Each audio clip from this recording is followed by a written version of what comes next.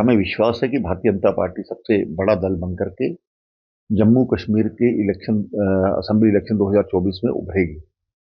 और लगभग 35 के आसपास हम जम्मू में सीटें लेंगे। इसी तरह से दिल्ली में भी हमारा खाता खुलेगा और लगभग 3-4 सीटों का हमें विश्वास है। बाकी लाइक माइंडेड लोग हैं जो उनको मिलकर लेकर के हम सरकार बनाएंगे, इस प्रकार का हमें अनुमान है। देखिए, सभी के अपने अपने अंदाजे हैं, लेकिन हमें अपने काम पर विश्वास है। जिस प्रकार से हमने जम्मू कश्मीर में शांति स्थापना की है, पत्थरबाजी खत्म की, अलगाववाद आतंकवाद को खत्म किया है, टेररिज्म से हम टूरिज्म की तरफ ले गए, बुलेट से बैलेट की तरफ ले गए, तो लोगों में एक विश्वास बना है। जो केंद्र सरकार की स्कीम्स के माध्यम से हम लोगों से जुड़े हैं, तो एक अच्छा बहुमत हमें आने वाला है। ये खैर 8 तारीख को बताएगा, ठीक है, उनके अंदाजे हो सकते हैं, लेकिन जो हमारे भी आंकड़े हैं उसमें हम सबसे बड़ा दल बनेंगे। देखिए, हरियाणा की राजनीति के बारे में मैं ज़्यादा नहीं कह सकता हूँ, लेकिन ठीक है। जो एग्जिट पोल डिफरेंट चैनल्स के रहते हैं, डिफरेंट एजेंसीज के रहती हैं, उनका अपना एक कहीं ना कहीं उनमें भी कोई ना कोई आधार रहता ही है। बाकी अनुमान जब अनुमान तभी लगा सकते हैं जब पूरे रिजल्ट निकलेंगे। देखिए, वो अपनी नालायकी का जो ठीकरा है कहीं और फेंक रहे हैं।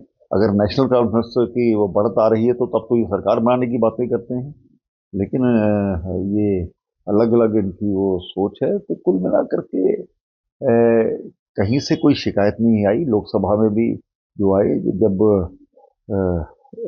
इस प्रकार के रिजल्ट कांग्रेस को, क्योंकि लोगों ने पूरे भारत में नकारा है, तो यहाँ भी जम्मू कश्मीर में नकारा है, क्योंकि ये नालायकी नेहरू और शेख अब्दुल्ला की थी, जिसके कारण से इतनी देर हमने स्टेट की तबाही सहन की। देखिए, अच्छी बात है, देश हर वक्त इलेक्शन के मूड में रहे तो वो भी ठीक नहीं लगता। पहले भी ऐसा हुआ करता था, लेकिन कांग्रेस ने लोकतांत्रिक सरकारें को तोड़ने का जब काम किया, तो ये समय समय पर अलग अलग स्टेटों का अलग अलग जो शेड्यूल वो बना।